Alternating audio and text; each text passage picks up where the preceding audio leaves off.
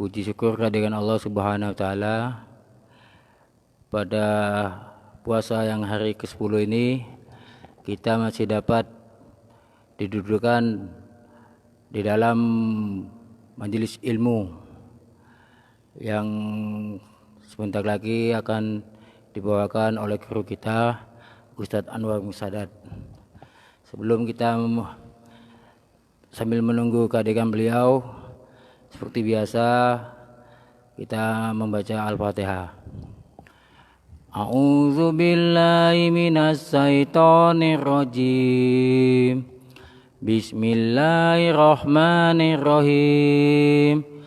Alhamdulillahi rabbil alamin. Ar-Rahmanir-Rahim. Maliki yaumiddin. Iyyaka na'budu wa iyyaka nasta'in. Ihdinas siratal mustaqim. Siratal ladzina an'amta 'alaihim ghairil maghdubi 'alaihim waladdallin. Amin.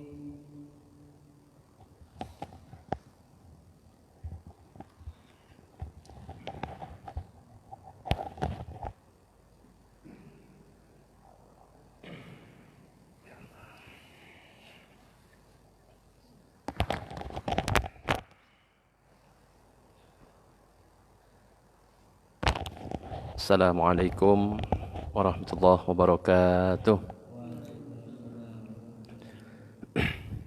Bismillah walhamdulillah, salatu wassalamu ala rasulillah Sayyidina Muhammad ibn Abdillah wa ala alihi wa sahbihi wa man walah. La hawla wa la quwata illa billah.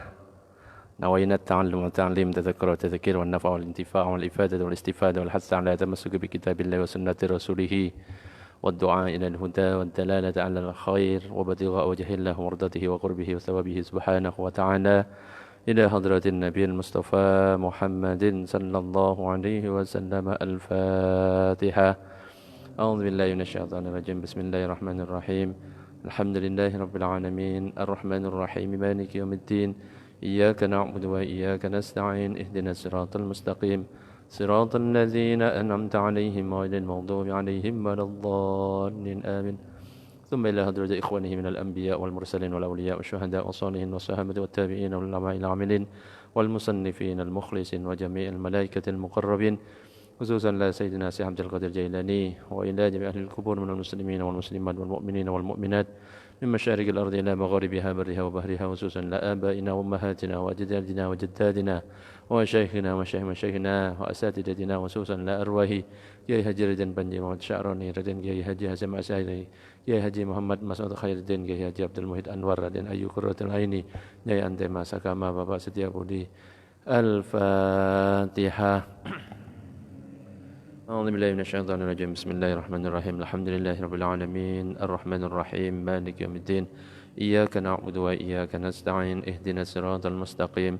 Siratal ladzina an'amta 'alaihim ghairil maghdubi 'alaihim waladdallin. Amin. Al-Fatihah untuk kita semuanya, khususnya jamaah Majelis Al-Anwar, mudah-mudahan diberikan kesehatan lahir dan batin. Amin.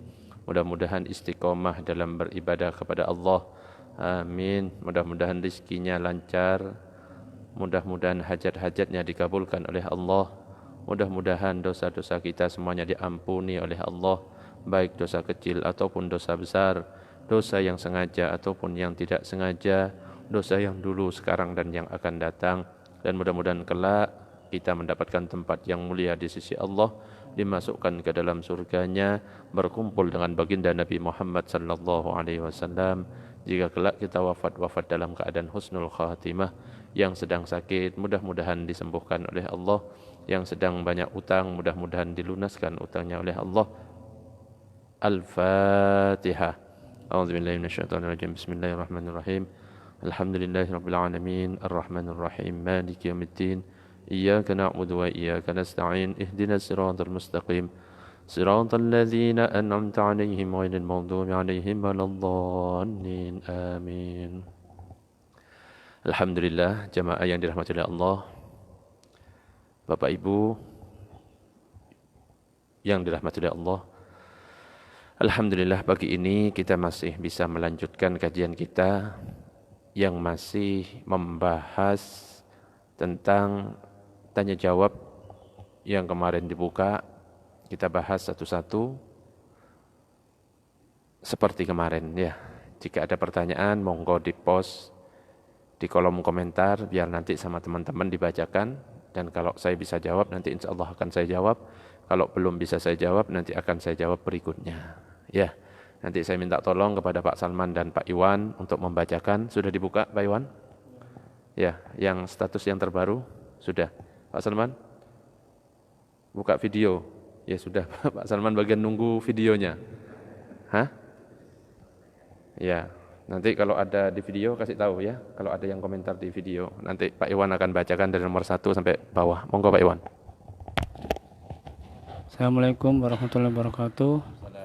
Saya akan membacakan ada beberapa pertanyaan dalam Facebooknya Ustadz Anwar Sadat. Yang pertama dari yang bernama punya akun Mahfiratul Islamiyah Aiha. Assalamualaikum warahmatullahi wabarakatuh. Ingin bertanya Ustadz, kemarin saya melihat postingan penjelasan mengenai syahwat yang membatalkan puasa. Apabila seseorang berkualat atau memenuhi syahwat di luar waktu puasa, dalam hal ini pada waktu malam, apakah diwajibkan untuk mandi wajib lagi Ustaz untuk melanjutkan puasa pada esok harinya? Demikian Ustaz. Jadi pertanyaannya adalah apabila seorang berkhalwat itu artinya berdua-duaan. Ya, betul. Berkhalwat itu artinya berdua-duaan. Memenuhi syahwat di luar waktu puasa, berarti bisa saja di malam hari. Apakah diwajibkan mandi untuk melanjutkan puasanya besok? Jadi yang tidak diperbolehkan itu kita melakukan jima di saat siang hari bulan Ramadan, ya, atau sesuatu yang bisa menimbulkan syahwat sehingga bisa mengeluarkan mani dan lain sebagainya. Kalau itu kita lakukan di siang hari bulan Ramadan. Adapun kalau kita melakukannya di malam hari, boleh enggak kira-kira? Boleh, yang penting syaratnya satu, istri sendiri. Nah, ya. Kalau istrinya orang lain tidak boleh Pak Salman ya, asal ngambil enggak boleh. Nyewa ngontrak itu enggak boleh, ya, harus istri sendiri. Dan apakah wajib kita mandi? Ya tentunya kalau sudah mengeluarkan mani, atau kalau misalkan tidak keluar mani sedangkan dua alat kelamin sudah bertemu, nah itu tetap wajib mandi untuk berpuasa besoknya. Oke, itu pertanyaan pertama. Oke, berikutnya. Pertanyaan kedua dari pemilik akun bernama Rizky Milianti Kiki. Bismillahirrahmanirrahim. Assalamualaikum warahmatullahi wabarakatuh. Ustadz ingin bertanya, kalau misalnya orang tua yang sudah lanjut usia dan sudah tidak mampu untuk berpuasa, apakah anaknya boleh membayar fidyah untuknya? Dan kalau boleh membayar fidyah, berapa yang harus dibayarkan selama sebulan penuh meninggalkan puasa? Demikian Ustadz. Orang tua yang sudah lanjut usia dan sudah tidak mampu untuk berpuasa, apa yang ia lakukan? Ngodok jelas gak mungkin. Ya, apakah boleh keluarganya, anaknya membayarkan fidyah? Ya boleh. Ya, yang penting kalau misalkan sudah ada ketentuan, misalkan ada sakit dan tidak ada kemungkinan untuk sembuh, maka dia itu boleh untuk membayar fidyah. Tetapi kalau sakitnya misalnya ada kemungkinan sembuh, maka tidak boleh membayar fidyah, tapi dia harus mengqadha di hari-hari berikutnya. Begitu juga dengan orang tua itu sudah dianggap penyakit yang enggak akan sembuh. Kenapa? Enggak akan ada orang yang tua, sepuh kemudian kembali muda. Ya tetap sepuh ya seperti itu dan dia tidak mampu untuk melakukan puasa, maka boleh membayar fidyah. Ya, berapa misalkan sebulan tidak berpuasa, berikan fidyah selama 1 bulan, misalkan 30 hari. Dan fidyah itu ukurannya adalah 1 mud. 1 mud itu kalau 2 tangan kita digabungkan terus ambil beras, yaitu 1 mud, sekitar 6,75 ons. Jadi 1 kali tidak puasa maka diganti dengan 6,75 ons. Untuk ukuran 6,75 ons ya tanya ke penjual beras, insya Allah itu akan lebih mengerti. Oke, berikutnya. Pertanyaan ketiga dari M. Fahmi. Wah, ini agak vulgar Ustaz ini. Assalamualaikum warahmatullahi wabarakatuh. Bagaimana hukumnya seseorang yang berhubungan badan di waktu bulan puasa, tapi sebelum komolan bertemu terlebih dahulu berjumpa sampai bertukar air liur? Demikian Ustaz. Hubungan suami istri di siang hari bulan Ramadan tapi diawali dengan tukar air liur, ya. Jadi ada beberapa hal yang bisa membatalkan puasa. Ya, ada 9 hal. Yang diantaranya adalah memasukkan sesuatu ke lubang 5. Itu bisa membatalkan puasa.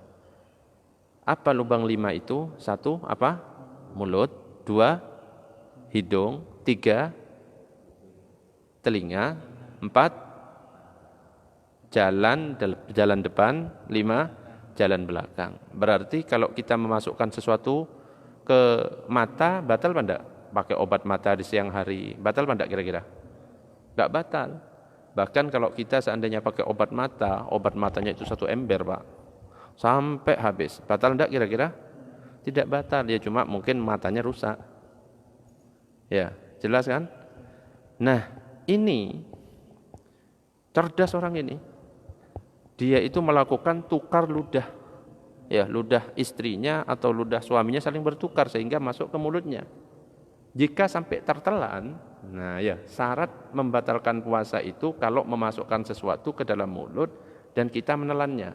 Jadi kalau kita tidak menelannya maka tidak batal. Misalkan siang hari ada es krimnya anak kita nggak habis, kita masukkan ke dalam mulut sampai maghrib tapi tidak ditelan-telan, batal enggak kira-kira? Nggak batal, cuma makruh. Kalau ketelan ya batal.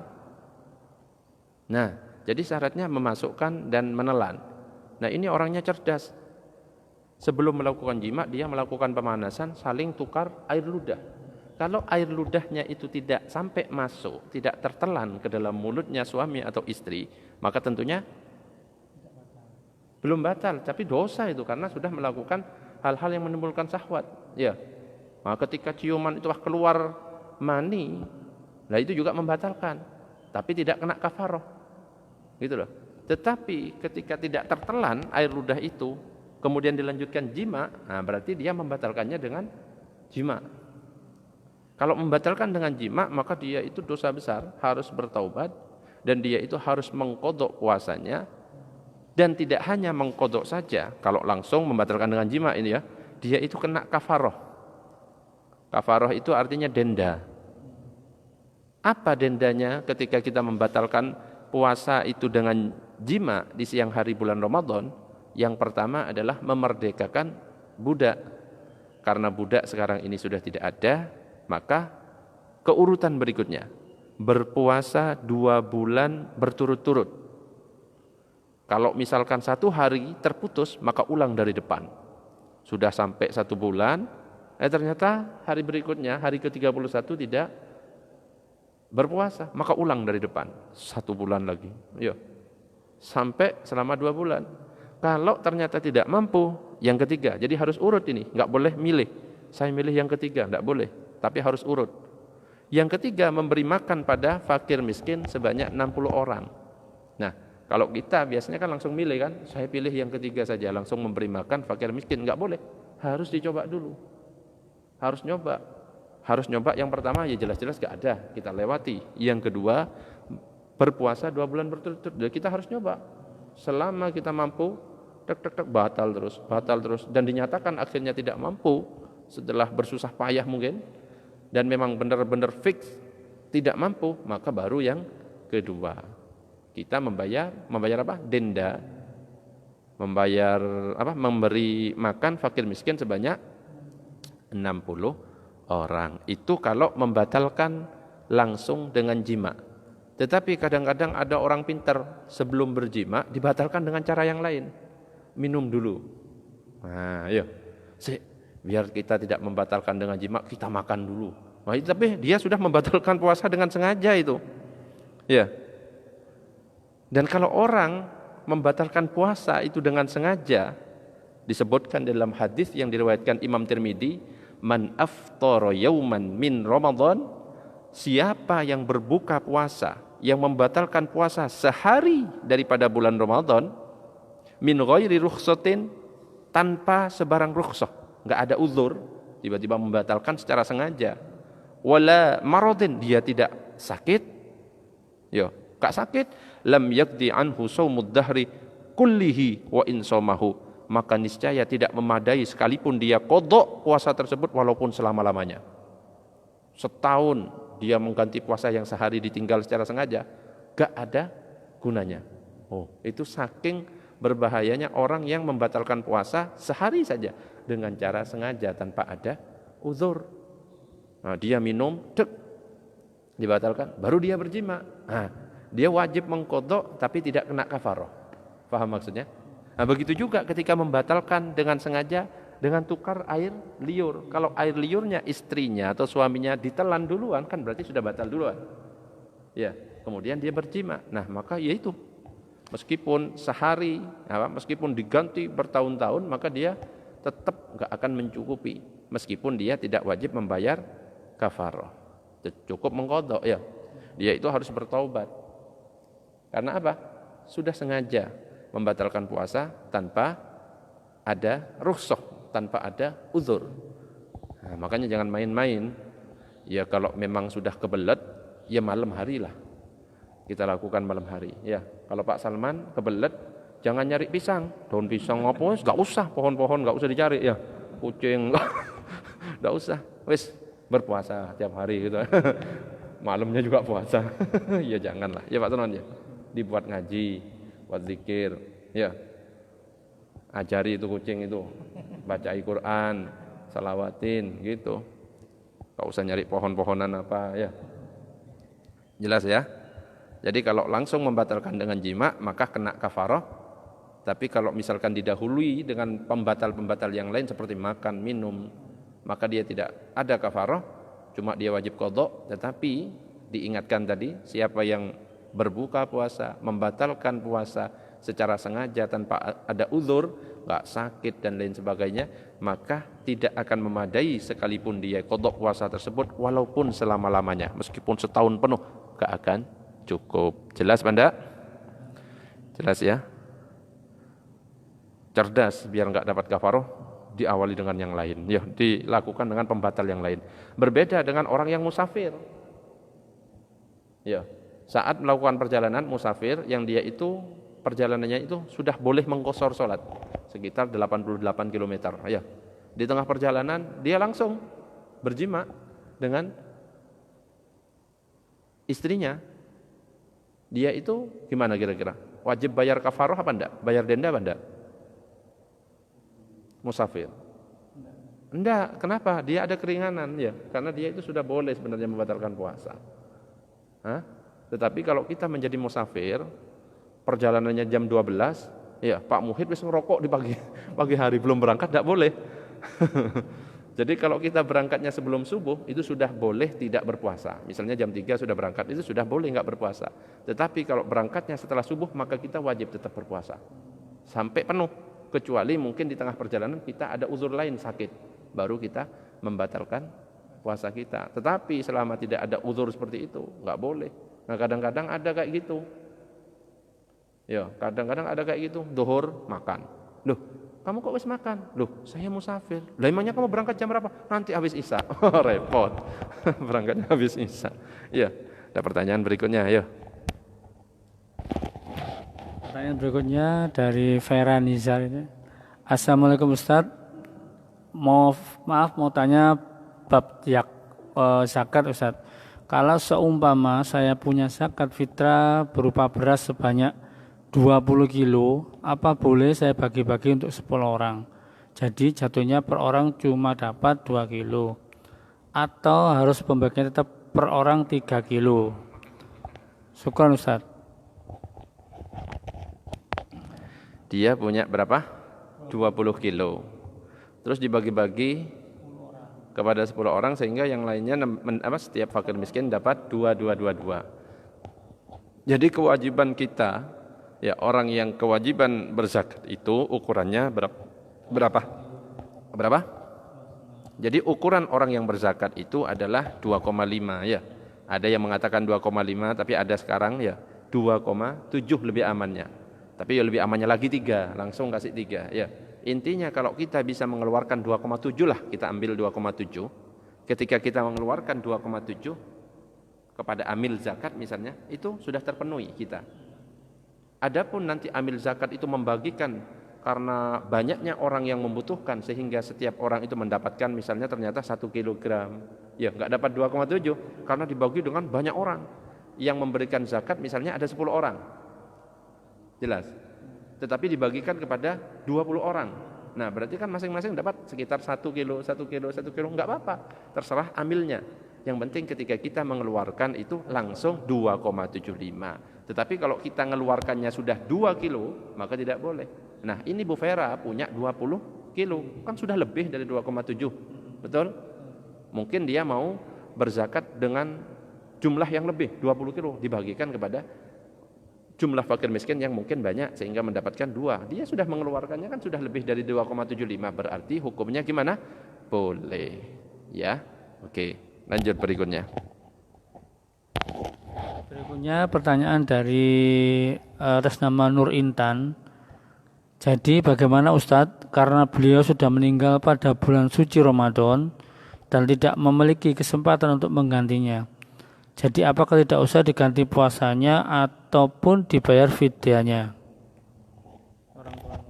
Kemarin itu kan sudah dijawab ya.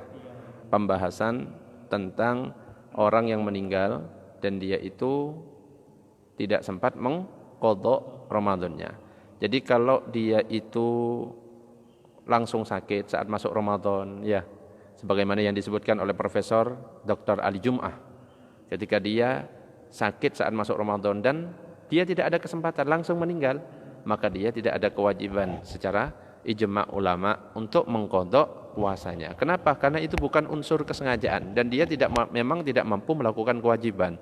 Tetapi kalau dia punya waktu, ya misalkan ada waktu sembuh, sebenarnya dia punya waktu untuk mengqadha puasa, dia tidak mengqadha, belum sempat mengqadha, meninggal, maka dia harus 2 cara seperti yang kemarin. Cara pertama dengan diganti oleh siapa?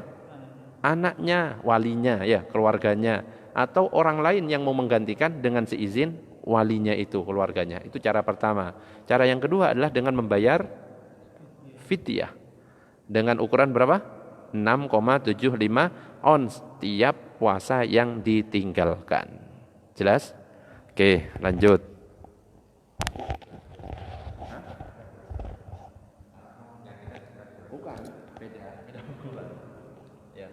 Pertanyaan berikutnya atas nama Khadijah. Assalamualaikum, mau tanya Ustadz, tepatnya pertanyaan titipan. Ya, nomor 1, seorang suami mana yang harus dilakukan baginya dalam urusan nafkah? Ibunya atau keluarganya? Sedang ibu statusnya adalah janda. Oke. Mana yang harus didahulukan tentang masalah nafkah? Istri, anak, atau ibunya? Sedangkan ibunya tidak mampu misalnya ya, karena dia seorang janda, enggak ada yang membiayai. Jadi yang perlu kita perhatikan, pada dasarnya menafkahi istri dan orang tua itu yang tidak mampu khususnya harus berjalan beriringan. Ya, kalau memang kita itu mampu untuk menafkahi dua-duanya, maka wajib bagi kita anaknya itu untuk menafkahi istri dan orang tuanya, dan tidak boleh pandang sebelah. Kadang-kadang kita lebih condong kepada istrinya. Ya, nah ini bahaya ini. Nanti bisa seperti Alqamah. Alqamah itu lebih condong kepada istrinya sehingga ibunya enggak ridho, sehingga ketika sakaratul maut itu enggak mati-mati sebelum ibunya ridho. Nah ini kalau kita memang mampu, dalam keadaan mampu, maka secara beriringan kita harus memberi nafkah kepada istri, kepada anak, dan juga kepada orang tua kita yang tidak mampu. Tetapi kalau kita seandainya tidak cukup nafkah kita dan harus memilih salah satu dari istri, apa anak, apa orang tua? Mana yang harus kita dahulukan? Ya, kita hanya mampunya memenuhi satu. Maka siapa yang harus kita dahulukan? Maka disebutkan di dalam hadis, ya, diriwayatkan oleh Imam Muslim, ibda binafsika fatasaddaq 'alaiha. Mulailah nafkah itu dari dirimu. Jadi yang pertama kita mulai nafkah itu dari siapa? Diri kita. Kalau seandainya kita ada kelebihan, fa in fadhala syai'un fali ahlikah. Kalau kita punya kelebihan nafkah, maka berikutnya adalah berikan kepada keluarga. Jelas? Fa in fadhala an ahlika syai'un faladzi qarabatika, maka beri kepada kerabatmu. Fa in fadhala an dzi qarabatik, jika kita masih punya kelebihan setelah memberi kepada kerabat kita, maka beri di antara kita, ada kanan kiri kita. Ayo, ada lagi yang lebih jelas tentang urutan yang harus kita lakukan. Dalam hadis yang diriwayatkan oleh Imam Abu Daud dikatakan tasaddaqu, bersedekahlah kalian. Faqala rajulun, maka seorang laki-laki itu berkata, ya Rasulullah, indi dinarun, wahai Rasulullah, saya punya dinar. Maka Rasulullah berkata, tasaddaq bihi ala nafsika, kalau kamu punya dinar, punya uang, maka bersedekahlah atau penuhi nafkah dirimu dulu. Jelas ya? Jadi yang pertama siapa? Penuhi diri kita dulu. Masih berkata lagi orang laki-laki itu, indi akhir, ya Rasulullah, aku masih punya dinar-dinar yang lain, terus mau saya sedekahkan ke siapa lagi?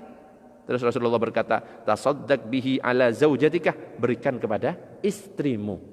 Nah, sudah tahu kan urutannya? Nah, orang ini masih ngomong lagi, indi akhir, saya masih punya dinar yang lain, mau saya berikan kepada siapa? Tasaddaq bihi ala waladika, berikan kepada anakmu. Loh, ada urutannya. Masih ngomong lagi, indi akhir, masih punya lagi saya dinar. Qala tasaddaq bihi ala khadimika, berikan kepada khadimmu, pembantumu. Jadi urutannya yang pertama itu siapa? Berikan kepada istri, berikan kepada anak.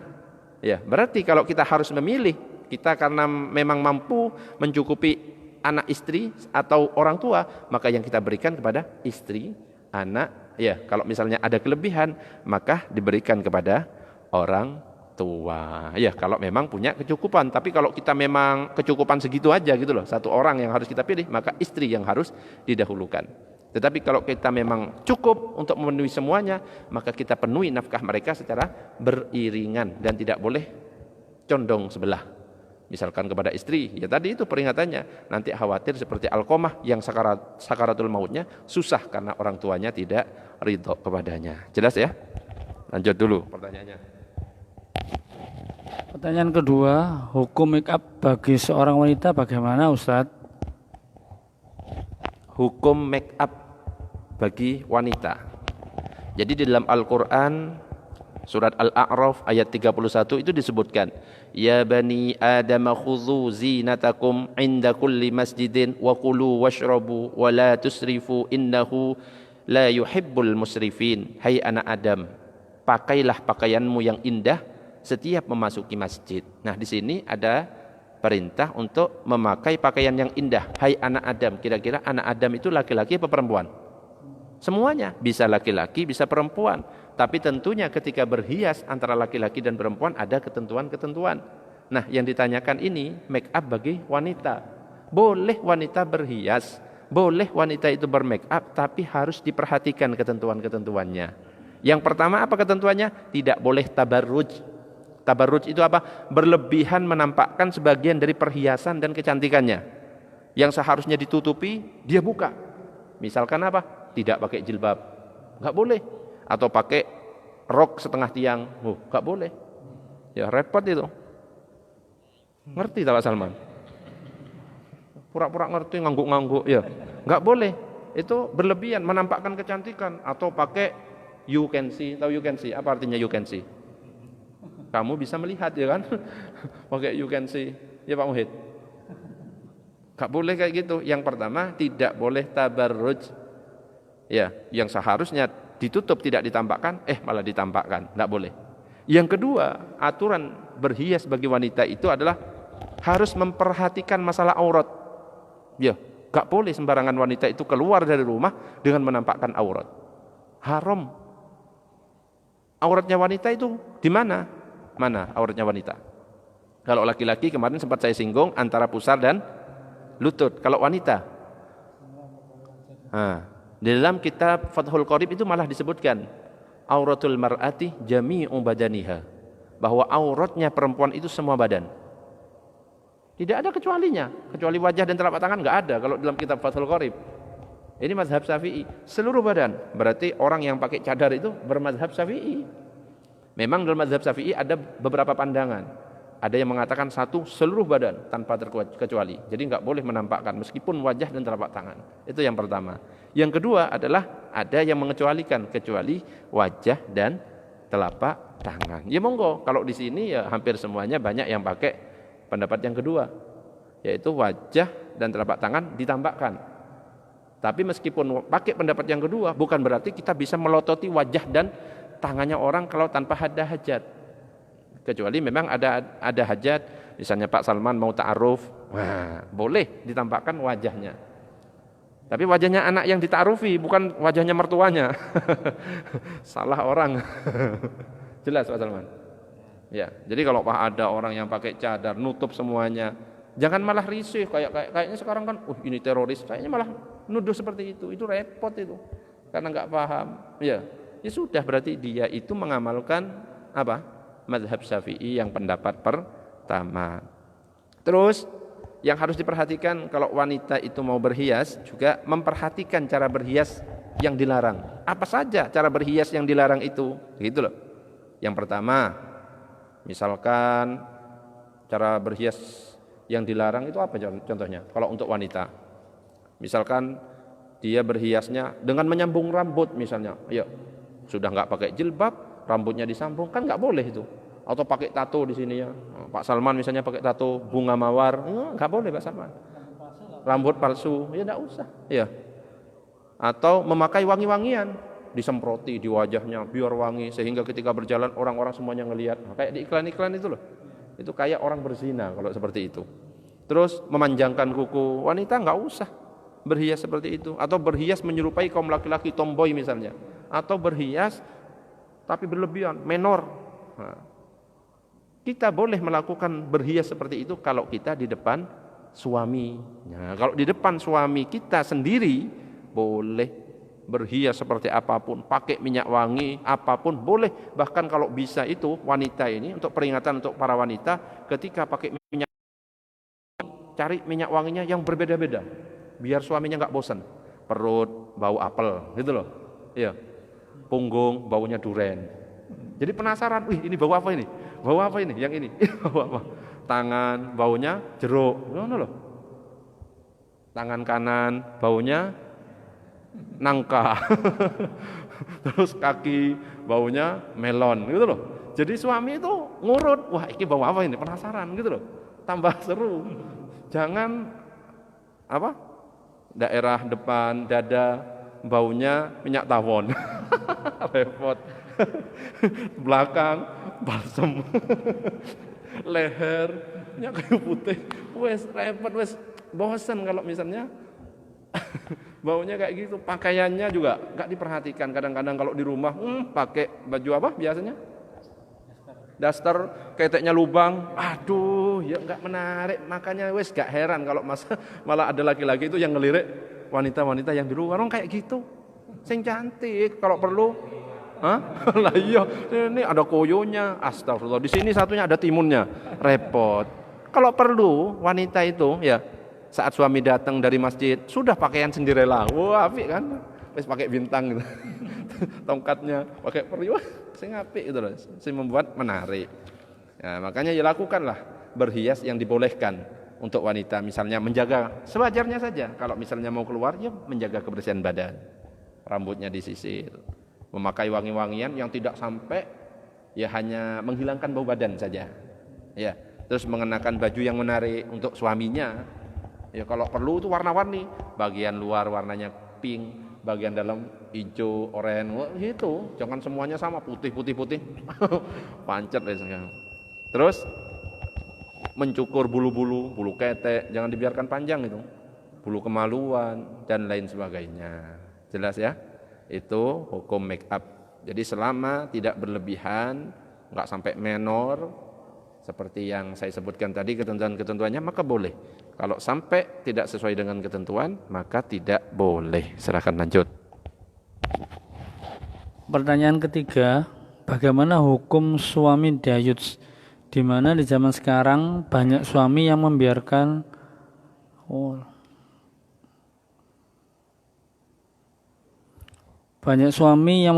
istrinya bermaksiat pada Allah dan dalam banyak hal, terutama soal aurat dan pergaulan. Jadi Imam Az-Zahabi itu memiliki kitab namanya Al-Kabair, dosa-dosa besar. Nah, salah satu dosa-dosa besar yang dicantumkan oleh Imam Az-Zahabi itu adalah dayyuth. Dayyuth itu apa? Orang yang membenarkan keburukan pada keluarganya, yaitu tetap menganggap baik pada keluarganya, padahal ada kemungkaran. Meskipun keluarganya bermaksiat, dibiarkan saja, nggak punya rasa cemburu gitu loh. Nah, intinya kayak gitu. Dan ini dikatakan oleh Imam Az-Zahabi bahwa ini adalah dosa besar. Berarti kalau dosa besar boleh enggak kira-kira? Ya enggak boleh. Nah, bahkan di dalam hadis itu disebutkan salasatun. Ada 3 orang. Qad harramallahu alaihimul jannah, yang mana Allah itu mengharamkan surga baginya. Berat ini kalau sampai Allah mengharamkan surga baginya. Apa itu? Mudminul khamri, yaitu pecandu khamr. Yang kedua adalah wal'aquh, yaitu orang yang durhaka kepada orang tua. Dan yang ketiga adalah wadayyuth, yaitu orang yang dayyuth.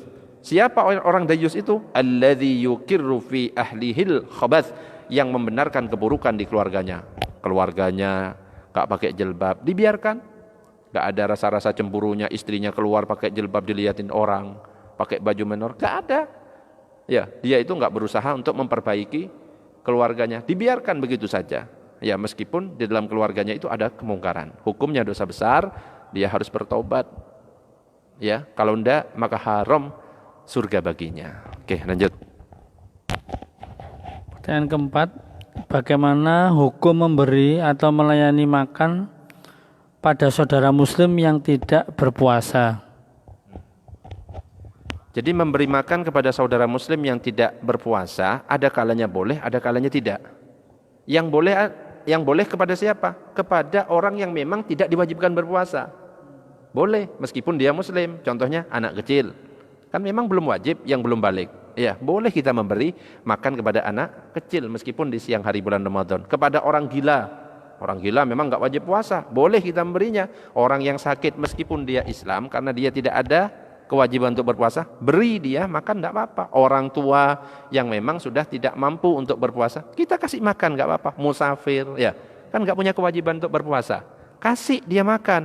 Orang yang hamil, nah kan boleh dia itu tidak berpuasa, kasih. Orang yang menyusui, orang haid, orang nifas. Sedangkan orang yang tidak termasuk 9 golongan ini, ya, memang dia sengaja tidak berpuasa, maka kita haram memberikan. Artinya apa kalau kita memberikan? Kita berarti tolong-menolong dalam kemaksiatan.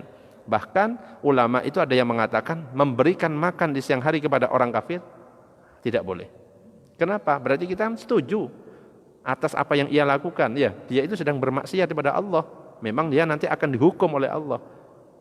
Kita memberikan di siang hari bulan Ramadan meskipun dia tidak berpuasa, berarti kita sudah tolong-menolong dalam kemaksiatan. Ini disebutkan dalam Hasyiah Sarah Manhajut Tullab. Wa min thamma afta Syekhuna Muhammad bin Syihab Ar-Ramli. Jadi Imam Ramli mengatakan yahrumu 'alal muslim, haram bagi muslim ayyasqiyad dhimmi, untuk memberikan minum kepada kafir dhimmi. Kepada kafir dhimmi itu haram memberikan minum fi Ramadan. Ya, di bulan Ramadan bi'iwadin, baik itu dia bayar aw ghairihi atau gratis. Memberi atau menjual makanan kepada mereka. Kenapa? Li'anna fi dzalika i'anah ala maksiyatihi, karena itu termasuk menolong dalam maksiat mereka. Jelas ya? Oke. Ada lagi? Enggak ada. Pak Salman, di situ ada? Ada gitu. Ya. Sudah kejawab. Ustadz, kalau kita khawatir orang tua kita dulu semasa hidupnya ada lalai puasanya dan belum diselesaikan dengan sempurna, bisa tidak kita sempurnakan dengan membayarkan fidyah? Atau bagaimana? Nah, kalau memang kita khawatir dan kita bisa memperkirakan Ya, orang kita dulu punya utang, oh kayaknya pernah nggak puasa sekian, dan orang tua kita sudah meninggal, boleh kita membayarkan fidyahnya. Ya, kalaupun kita nggak tahu apakah pernah, ya sudah kita husnudzon saja. Mudah-mudahan beliau tidak pernah meninggalkan puasa. Kita doakan saja orang tua kita yang sudah meninggal. Kita mohonkan ampun kepada Allah. Ini untuk Ibu Wahdini Iskandar, wali murid saya. Ya. Ada lagi pertanyaan yang di sini? Ada pertanyaan? Di sini, Pak Muhid? Nanti nanya, kapan selesainya Ustaz ngajinya? Ah, repot itu. Coba dicek, nggak ada lagi. Dicek. Nggak ada? Kalau nggak ada kita tutup. Oke. Kayaknya sudah selesai dan sudah mau masuk waktu isyraq. Sudah bunyi tadi. Sudah, berarti sudah masuk waktunya isyraq. Kita tunggu, sudah masuk waktunya syuruk ya. Tunggu 10 menitan, 15 menitan untuk sholat isyraq. Kita tutup dengan doa kafaratul majlis. Subhanakallahumma wa bihamdika asyhadu an la ilaha illa anta astaghfiruka wa atubu ilaik. Assalamualaikum warahmatullahi wabarakatuh. Enggak Pak Salman. Lihum satun udfi biha harol wabai hatima al-mustafa wal muqtada wabna wal fatimah. Alhamdulillah, tadi telah kita dengarkan pengajian dari guru kita Ustadz Anwar Musadat. Mudah-mudahan apa yang telah kita dengar bisa menjadi asbab hidayah pada diri kita, keluarga kita, saudara kita, teman kita, tetangga kita, serta umat di seluruh alam. Akhir kalam kita tutup dengan doa kepada majelis. Subhanallah. Asyhadu an la ilaha illa anta astaghfiruka wa atubu ilaik. Assalamualaikum.